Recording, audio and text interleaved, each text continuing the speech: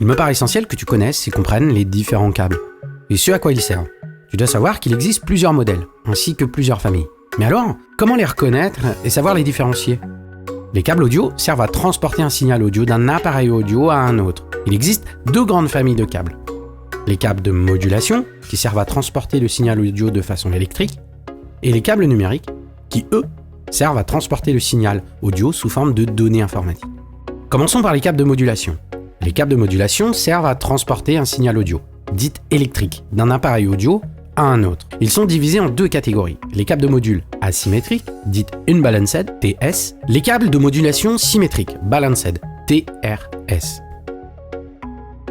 Les câbles numériques. Les câbles numériques servent à transporter des données audio numériques d'un appareil audio numérique à un autre. Non plus de manière électrique, comme vu dans les câbles de modulation, mais sous forme de données numériques audio. En comparaison d'un traitement de signal analogique avec des câbles de modulation, le traitement numérique présente un certain nombre d'avantages, tels que l'immunité au bruit de fond généré par tous les appareils électroniques, un traitement numérique plus facilement ajustable ou paramétrable en cours de fonctionnement.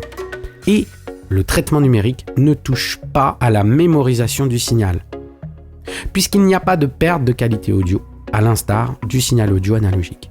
Le traitement numérique est plus lent et plus gourmand en ressources matérielles que l'approche analogique. Ils sont subdivisés en deux catégories, les câbles numériques grand public et les câbles numériques professionnels.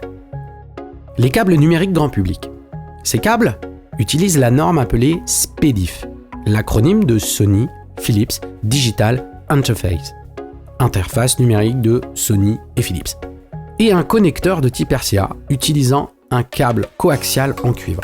Ce format de transition permet de véhiculer à travers une liaison un câble audio numérique. Ces câbles sont l'équivalent des câbles de modulation asymétrique, mais pour le numérique. Sur les appareils audio électroniques, les connecteurs de type RCA sont reconnaissables par leur couleur orange. Les câbles numériques professionnels.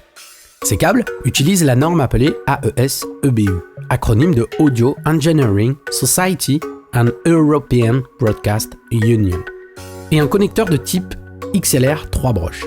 Ce dernier est considéré comme le connecteur standard numérique professionnel. Ce format de transition permet de véhiculer deux canaux audio numériques à l'instar du SPDIF, qui n'en compte qu'un. Il est l'équivalent des câbles de modulation symétrique, mais pour le numérique. Sur les appareils audio électroniques, tu trouveras un connecteur de type XLR marqué AES-EBU.